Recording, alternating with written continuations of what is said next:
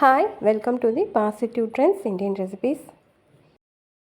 1 litre பால் வச்சும் 1 cup அளவுக்கு பால்கோவாவும் அதே மாதிரி நெய் வந்து 3லேருந்து 4 டேபிள் ஸ்பூன் வரைக்கும் நெய்யும் இன்ஸ்டண்ட்டாக நம்ம ரெடி பண்ணலாம். எப்படி பண்ணுறதுன்னு பார்க்கலாமா? கேஸ் ஆன் பண்ணிவிட்டு ஒரு பாத்திரத்தில் 1 லிட்டர் அளவுக்கு பால் வந்து ஊற்றிருக்கேன்.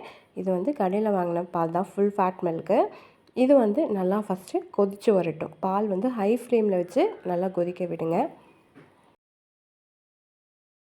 பால் நல்லா பொங்கி வர ஆரம்பிச்சிச்சு. இதுக்கு மேலே மீடியம் ஃப்ளேமில் வச்சுட்டு நல்லா கரண்டி விட்டு மிக்ஸ் பண்ணிக்கோங்க. இந்த மாதிரி ஃபஸ்ட்டு இந்த ஆடையை ஒரு ஓரமாக ஒதுக்கி வச்சுக்கோங்க.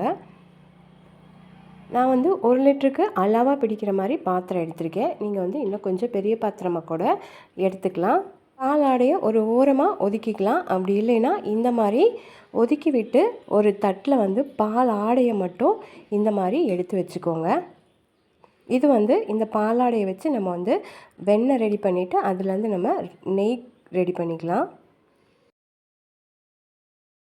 ஒவ்வொரு தடவையும் இந்த மாதிரி பொங்கி வரப்போ அந்த ஆடையை மட்டும் எடுத்து இந்த மாதிரி ஒரு பிளேட்டுக்கு மாற்றி வச்சுக்கோங்க.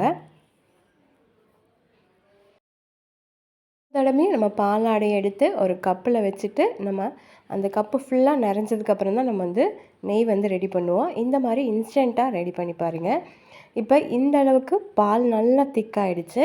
இதுக்கு மேலே வந்து நம்ம இதை இன்னும் கொஞ்சம் நல்லா பால்கோவா வர வரைக்கும் லோ ஃப்ளேமுக்கு மாற்றி வச்சுட்டு இதை வந்து நல்லா பால்கோவா வர கன்சிஸ்டன்சி வர வரைக்கும் இதை வந்து நம்ம ரெடி பண்ணி எடுத்துக்கலாம். இது இந்த அளவுக்கு திக்காக இருக்குது. பால்கோவாவுக்கு வேணும்னா இன்னும் கொஞ்சம் நம்ம திக்காக ரெடி பண்ணிக்கணும். எனக்கு 1 பிளேட் அளவுக்கு பாலாடை வந்திருக்கு. இதை வந்து நான் உடனே வந்து நான் ரெடி பண்ணிக்கிறேன். நீங்கள் வந்து இன்னும் ஒரு 3-4 நாள் கூட ஃப்ரிட்ஜில் பாக்ஸில் போட்டு ஸ்டோர் பண்ணிவிட்டு புளிக்க விட்டுட்டு அதுக்கப்புறம் கூட நம்ம நெய் ரெடி பண்ணலாம். நான் இதை மிக்ஸி ஜாருக்கு மாற்றிட்டு தேவையான அளவுக்கு தண்ணி விட்டு இது நல்லா ஃபஸ்ட்டு வெண்ணெய் எடுத்துட்டு அதுக்கப்புறமா நான் வந்து அடுப்பில் உருக்கி நெய்யாக்கிக்க போகிறேன்.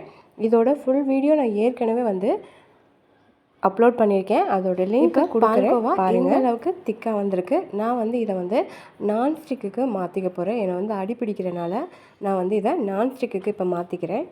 நீங்கள் ஆரம்பத்துலேருந்தே நான்ஸ்டிக்கில் பண்ணுறனாலும் பண்ணிக்கலாம். நல்லா திக்கானதுக்கப்புறம் லோ ஃப்ளேமில் வச்சுட்டு தான் நம்ம இந்த பால்கோவை ரெடி பண்ணணும். நான்ஸ்டிக்குங்கிறனால கொஞ்சம் அடி பிடிக்காமல் வரும். நாம் நார்மலாக சில்வர் பாத்திரத்தில் பண்ணுற மாதிரி இருந்தால் கைவிடாமல் நம்ம வந்து கரண்டி வச்சு கிண்டிக்கிட்டே தான் இருக்கணும். பால்கோவா நல்லா கெட்டியானதுக்கப்புறமா நான் வந்து தேவையான அளவுக்கு சுகர் வந்து இனிப்புக்கு ஏற்ற மாதிரி சேர்த்திக்கோங்க. நல்லா இதை மிக்ஸ் பண்ணதுக்கப்புறமா கொஞ்சமாக ஒரு சிட்டிகை அளவுக்கு ஏலக்காய் தூள் இருந்தால் அதையும் சேர்த்திக்கோங்க. ஆப்ஷனல் தான், வேணான்னா வந்து ஸ்கிப் பண்ணிக்கலாம். ஏலக்காய் தூள் சேர்த்தி சாப்பிடும்போது இன்னும் கொஞ்சம் பால்கோவா நல்லாயிருக்கும். சுகர் சேர்த்துனதுக்கப்புறமா இந்த அளவுக்கு இலகி வந்திருக்கு. இது இன்னும் நல்லா கெட்டியாகணும். இப்போ இந்த அளவுக்கு சூப்பராக பால்கோவா ரெடி ஆகிடுச்சு.